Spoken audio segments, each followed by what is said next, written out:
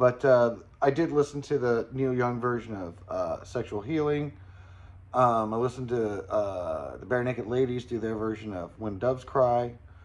Um, and I listened to the Wiggles do their version of Take a Walk on the Wild Side, which really, really sucked. That's just bad. Howdy, howdy, howdy. Welcome to a Thursday Collection Connection, where we're playing a game. It's just an excuse to talk about records. I play the game with my brother, Plastic Eric, from the Plastic Soundwave Cult channel, and he plays every Monday.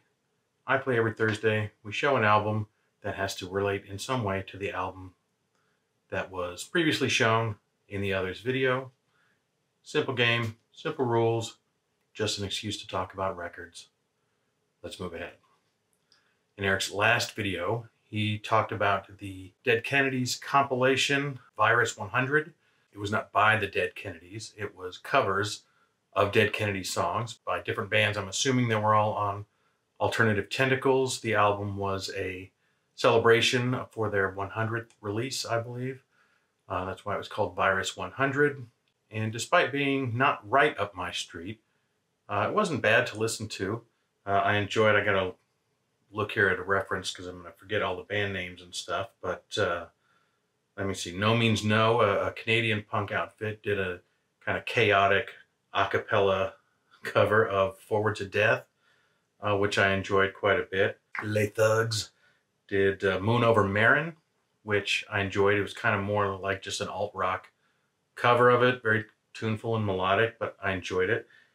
And Eric mentioned specifically the Disposable Heroes of Hypocrisy, covering California Uber Alles, probably the most famous Dead Kennedys song. Looking into them a little bit, I learned a fact that I did not know, that they only had really one album, the Disposable Heroes of Hypocrisy, but one of the members was Michael Franti, who I do know with Spearhead. And although I don't have any Michael Franti albums, I do have a couple of his songs individually downloaded, including Sound of Sunshine, which I like quite a bit. So learned something new there. Didn't know that he did a thing before Spearhead. So that was cool. Still, for the most part, other than a couple of bands that I have here and there tracks by, you could argue the Michael Franti Spearhead, Faith No More, I have a couple of tracks by Mojo Nixon and the Toad Lickers. I do have a Mojo Nixon and Skid Roper album, but I think that's it. And then I was familiar with the names of 3 or 4 more of the bands, but I'm not a Dead Kennedys guy, so I'm not super familiar with the songs in the same manner that I have a couple of random tracks. I have a couple of random Dead Kennedys tracks that showed up on different compilations here and there, but I'm not deeply familiar with them. And so to make a connection, it's difficult to get away from the cover thing, which covers have sort of been our last 2 weeks' connections. But because I don't have any of these bands, I looked at Alternative Tentacles, if I had anything on that label, and lost a little while getting sucked down to a rabbit hole just Googling labels, well, not Googling, but searching labels on Discogs just to see how many albums I had on different labels. After I learned that the answer to Alternative Tentacles was 0, that made it difficult to nail down a more specific and unique connection. But while it was playing, I did notice track times, and the band Neurosis does a cover of the song Saturday Night Holocaust, and I want to thank the Dead Kennedys and Eric for giving me an album full of words that I don't know that I can say in the videos without it setting off alarm bells. Ooh, I think I showed you a little bit, give you a flash of my choice here. But it was quite long. It was almost 7 minutes, I think, this Neurosis cover. And I thought, gosh, punk songs, wouldn't it be much shorter than that? A lot of the songs on the compilation are 2 minutes or less, very quick songs. So I looked up the original Dead Kennedys song, and it is a longer song, and I came to find out that a little bit later on, their songs did get longer. They weren't necessarily punk blasts throughout their entire career. but the Neurosis cover was still significantly longer than the original was. And so I took this wisp of a connection and looked for a cover version that was significantly longer than the original song that it was covering. My first thought, and thankfully a successful thought, was thinking about Soft Cell's not Tainted Love, their own cover, but their original Say Hello, Wave Goodbye, which is kind of a terrible song. It's put together terribly. There's something about it that still catches me, but it's mixed so poorly with the keyboard just kind of blasting on top and Mark Allman singing kind of out of tune that it's kind of hard to listen to. And the reason that it is so hard to listen to is that I am deeply familiar with a cover version that similarly is much longer than the original version. And I thought at first that they had about the same length, but they didn't. Neurosis was about 2.5 minutes longer than the Dead Kennedys, and this song is about 3.5 minutes longer than the Soft Cell song. But the Soft Cell song was longer to begin with, and so both, when I did a percentage, both covers, about 60, 61%. One was 60%, one was 61%. Longer than the original version. So that's my connection. A cover that is 60% longer than the original that it is covering. And in this case, it is the cover of Say Hello, Wave Goodbye that is on David Gray's White Ladder album. I did an early David Gray album a while back, the album Flesh, and I think I mostly told the story of my relationship with David Gray's music in that video. So I will stay more focused on White Ladder itself because it's a fascinating story in and of itself. Making this connection got me to read the booklet as research that came with the 20th anniversary edition, which I got a couple years back, that expands the album, remasters it, and expands it with some live and B-sides and extra tracks on a second disc. I think everybody's pretty much aware that White Ladder was David Gray's breakthrough album, but it was such a slow breakthrough that in 1998, the only real traction he had in his career was that he was big in Ireland.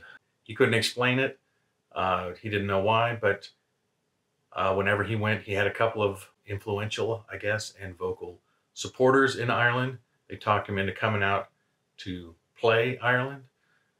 And he's English himself, lived in Wales, I think, for much of his life. But when he went to Ireland, after struggling through shows in England and basically anywhere else he went, there was great enthusiasm and sellouts. And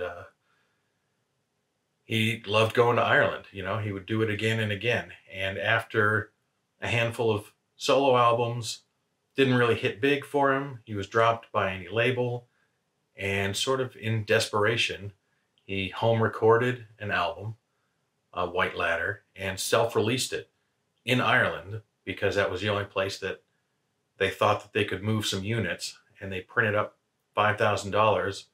They didn't print up $5,000. That would be illegal. They printed up 5,000 copies of the album and took them to Ireland to play some shows and try and sell some albums. And turns out they sold through them so fast they had to order another 5,000 copies. This sudden success, after having been kind of shut out on the UK charts his whole career up to that point, basically 10 years, he was able to get a new distributor, East West Records. And so it went in 1998 is when he self-released this album in Ireland. And a few months after that they got a release in England. And thanks to Dave Matthews and his fledgling ATO Records, who was looking for an act to sign, he had a relationship with Dave Matthews. They had met before. Dave Matthews was a fan.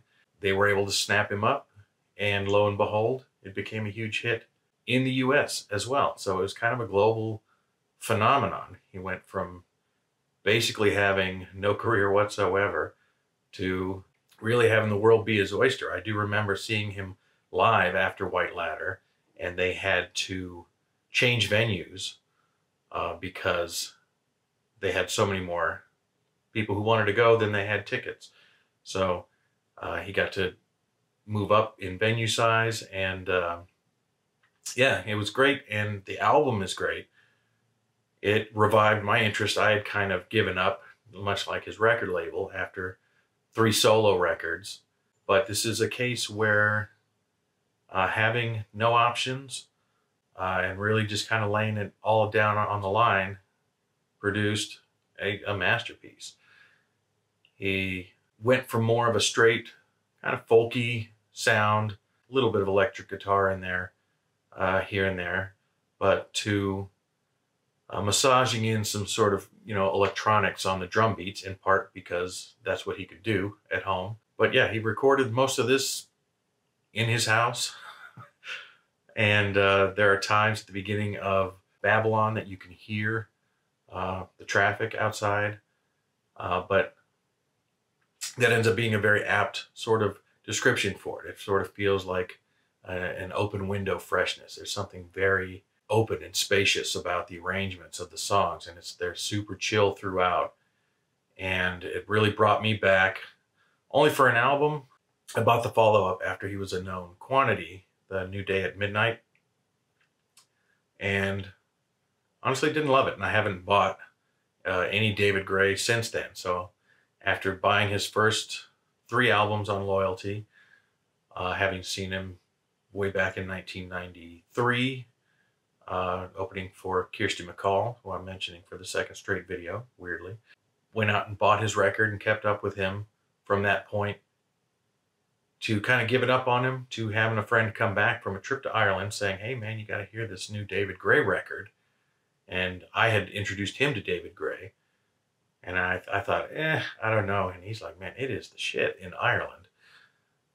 So I gave it a go, and what do you know? It's a fantastic record. It's probably his best record, certainly his biggest record. There's so much passion in his singing voice that it sort of balances the whole enterprise into a very compelling listen that sounds great on a Sunday morning or later in the evening, and it's very reflective. And yeah, very singular album. The kind of story you couldn't hope to replicate, most people. But a guy at the end of his rope, professionally, records an album at home, self-releases it, and over time ends up with an album that sells millions of copies. And thanks to the single Babylon, gets some radio play and becomes famous on the back of one song, 4 albums into his career. So I love it. I love, actually, considering it was The Connection, I should say, I love Say Hello, Wave Goodbye. His 9-minute version of it is really something special, and it feels a lot more aching than the Soft Cell original. So I don't know, that I thought it was maybe interesting, the original way back when, but hearing and being more familiar now with David Gray's version, I find the Soft Cell one very hard to listen to and not to be a very good song. So it's one of the few cases where a cover to me clearly surpasses the original, because the cover is beautiful, it's languid and heartfelt, and goes on for 9 minutes. So an example of me not hating a long song. I love it. It's one of my most listened to tracks. One more thing, one nitpick that I have as I'm thinking of it. This 20th anniversary edition, apparently they put together a different mix of the single Babylon for airplay in the US, and it is on my original version of White Ladder under the name Babylon 2. And I think I prefer that mix to the original album mix. Not that the original album version is bad, but maybe David Gray was not so big on it because it does not appear anywhere on the 20th anniversary version, which means that the new version does not completely supplant the original version, which I hate, because then I feel like I need to hang on to the original version because it has a song on it that isn't on the reissue. So, one nitpick. But with that, I will throw David Gray's White Ladder over to Eric, and you can look for his response, his connection. Maybe Dave Matthews. I don't know if he has any Dave Matthews. But, and maybe it would have been Dave Matthews if I hadn't just said that. But yeah, you will look for his connection. You will. I decided. You've decided that you're going to watch his connection on Monday on the Plastic Soundwave Cult channel. And with that, that's all I have. So I thank you for watching, and bye-bye.